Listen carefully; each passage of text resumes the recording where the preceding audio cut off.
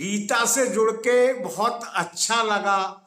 अगर दुनिया के किसी भी एक ग्रंथ के बारे में मैं जानता हूं, इवन हिंदू धर्म का ही हम ले लें, और सबसे अच्छा मुझे कहने को बोला जाए तो शायद मैं गीता को ही कहूंगा।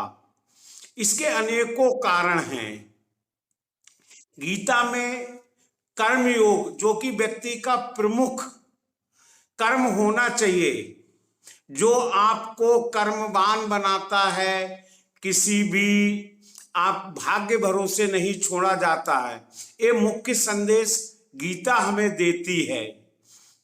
गीता का दूसरा मैंने ये जाना कि गीता ये नहीं कहती है कि आप भगवान को किस रूप में माने। आपको श्री कृष्ण आपको छूट प्रदान करते हैं, आप सखा रूप में कृष्ण को मान सकते हैं, जैसे सुदामा और कृष्ण का था। आप प्यार के रूप में मान सकते हैं, राधा और कृष्ण का था।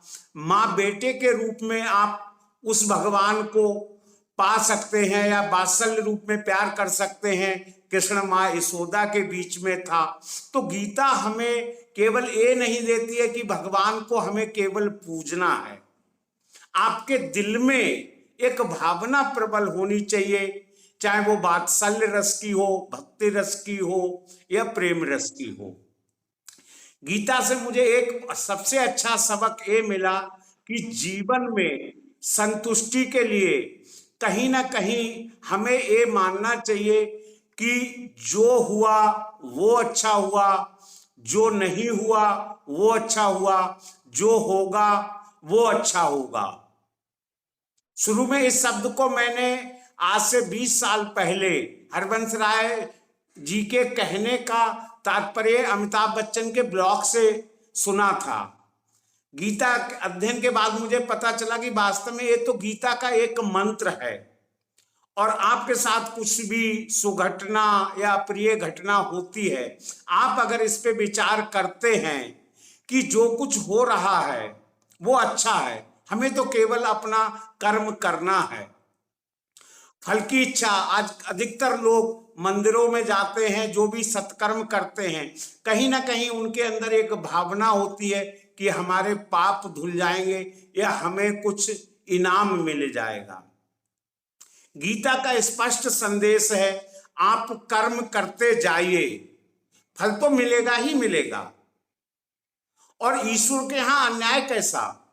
भगवान का कंप्यूटर कभी गुणा भाग में गलती नहीं कर सकता है, वो तो फल आना ही आना है।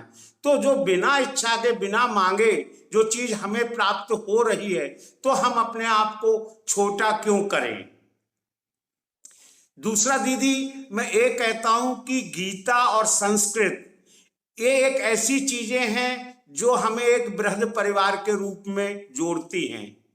पहली बार मैं जब यूएसएसआर में था, रसिया में, मैंने बहुत से ऐसे शब्दों को सुना कि मुझे लग रहा था ये तो मेरे पहले सुने हुए हैं।